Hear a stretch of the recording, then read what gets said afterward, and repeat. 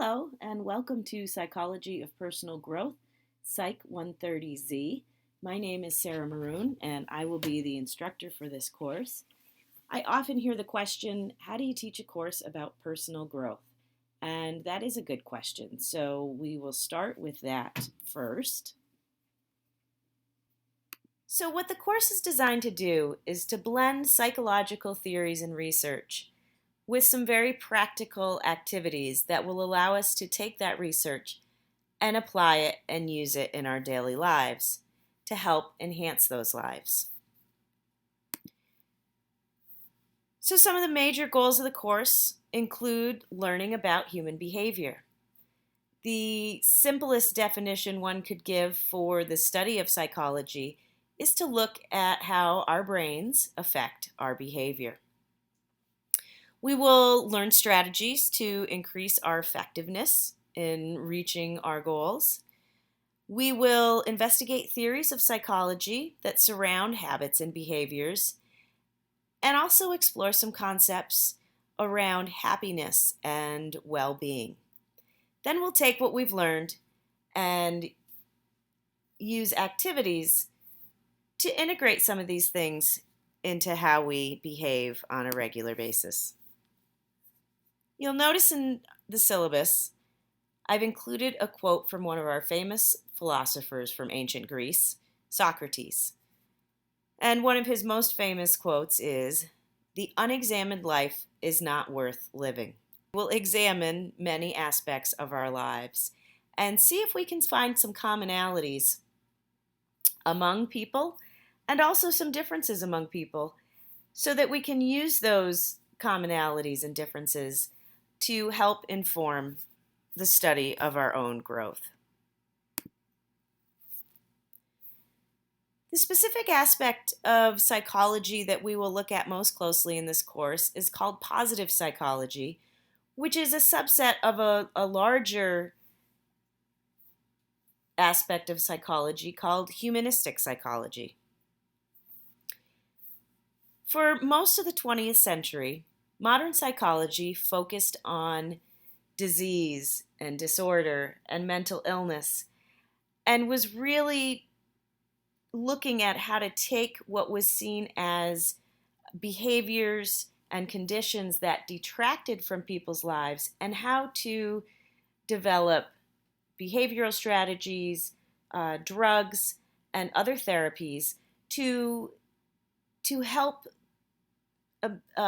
ameliorate those conditions and help people live more meaningful lives and to enhance their lives. Positive psychology has gained some momentum over the last 20 or 30 years and has switched from a model that focuses primarily on what we saw as disorder and disease to that of more optimal existence. What are the attributes of people who are living lives of contentment and lives of, for lack of a better term, happiness?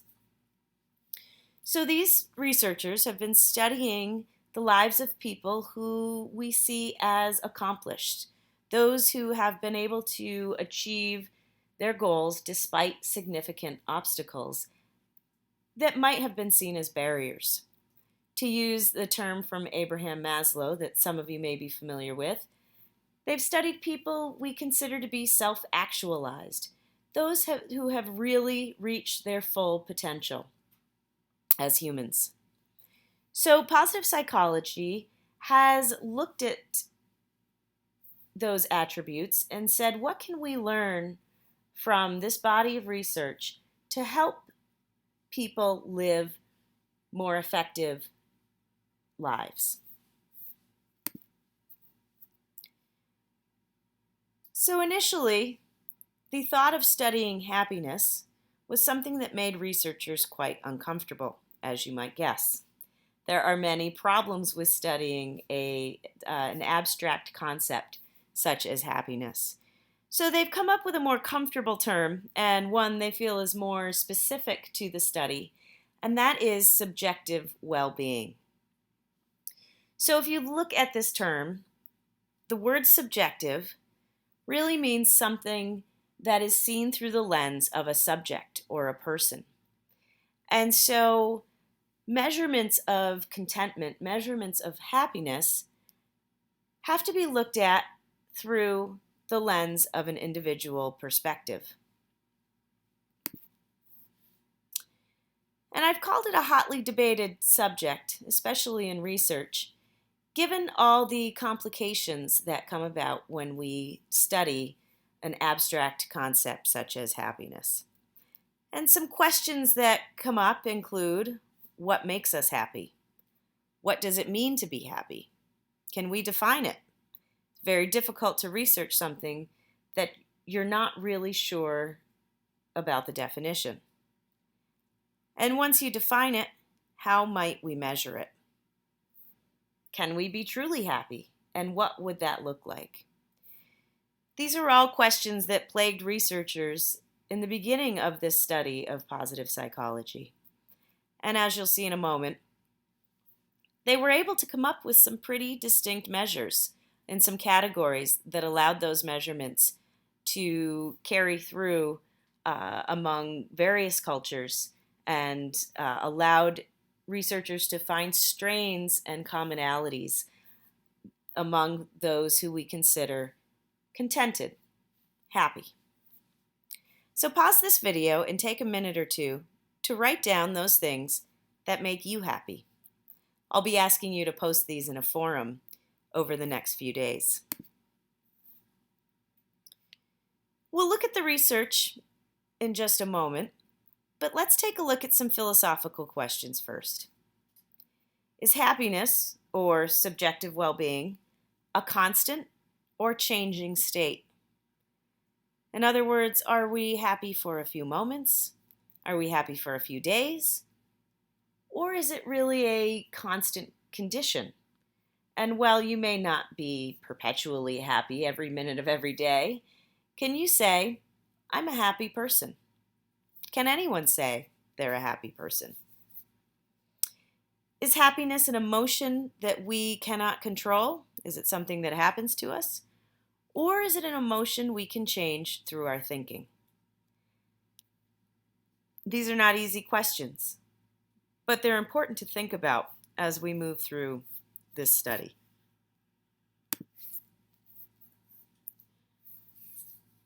Through Chapter 1, you will find some interesting research categorizing aspects of our lives and how they affect happiness.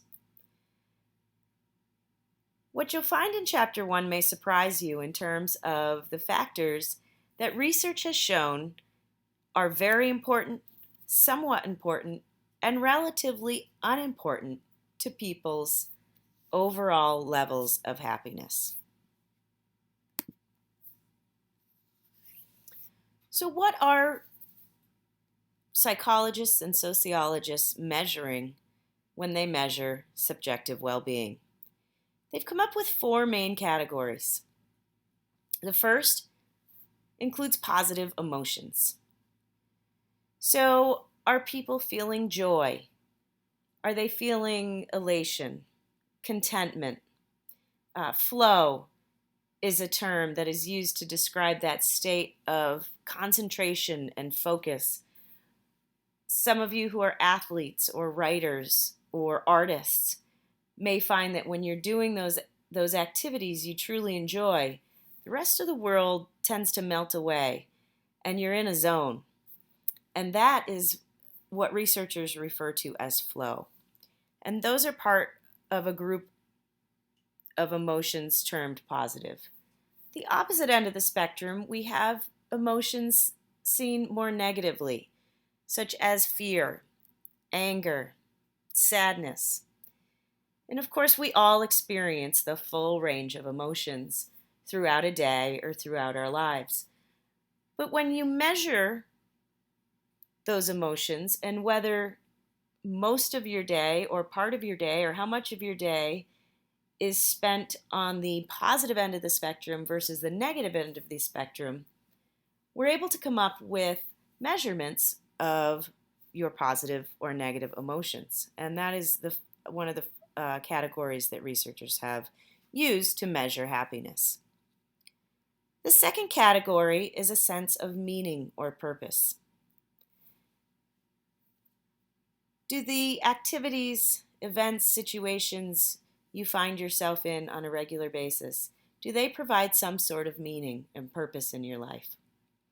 Or, on the other hand, do you find yourself wondering if your regular activities have meaning? Do they have purpose? Do they add to your sense of contentment? The third category is positive relationships. Well, not all of our relationships can be blissful all of the time, whether they are familial, romantic, those of your friendships. We all have relationships that either enhance or detract from an optimal existence or a positive existence.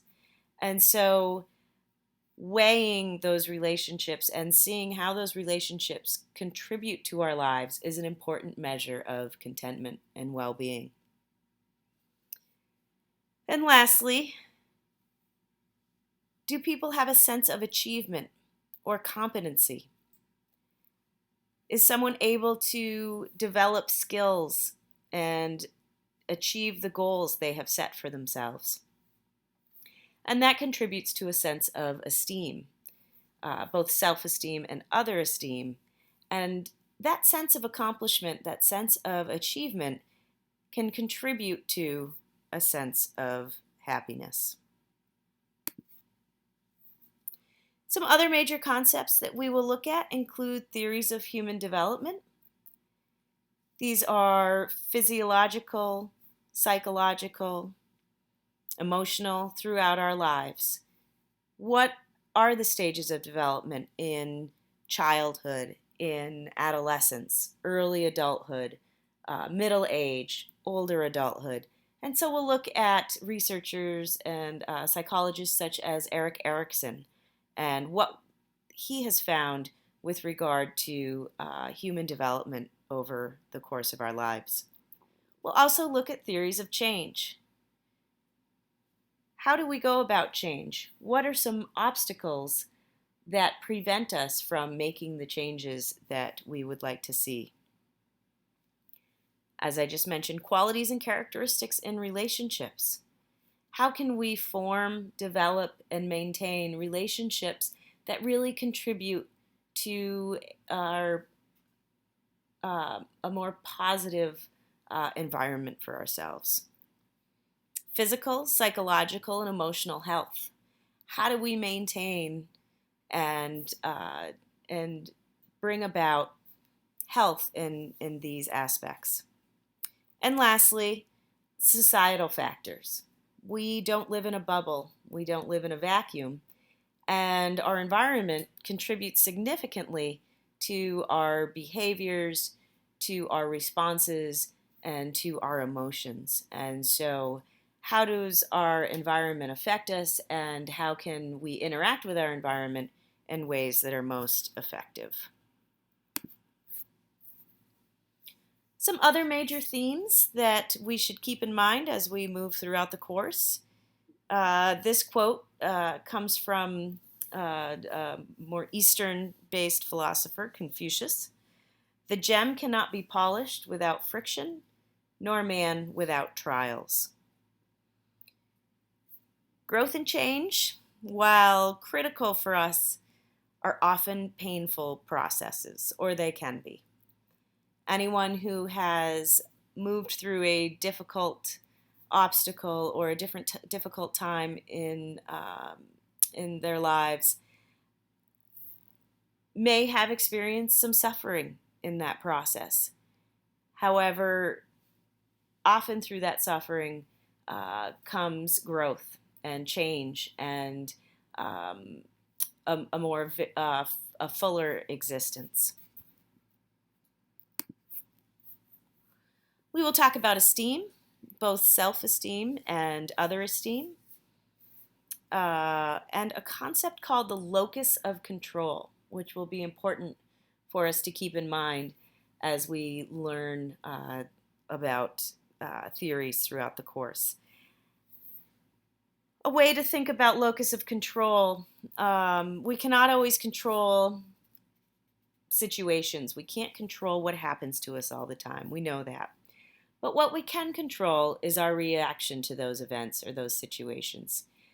And how we view our ability to respond to our environment is a critical component to gaining control over our behaviors, our actions, and becoming more effective.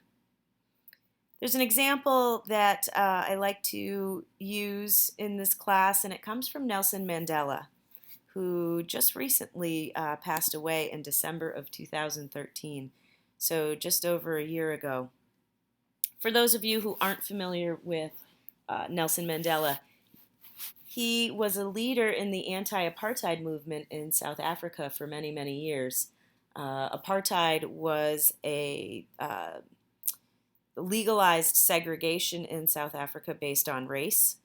And so Mandela was imprisoned for almost 3 decades, or 27 years, for his activism to try to break down those barriers of segregation.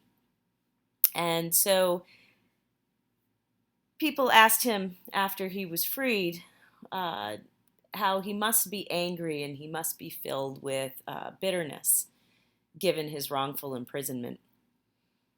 And the quote that I will leave you with is, he said, "As I walked out the door toward the gate that would lead to my freedom, I knew if I didn't leave my bitterness and hatred behind, I'd still be in prison." I think that's a powerful concept to think about, how we can control our thoughts and control our emotions despite circumstances that are outside of our control.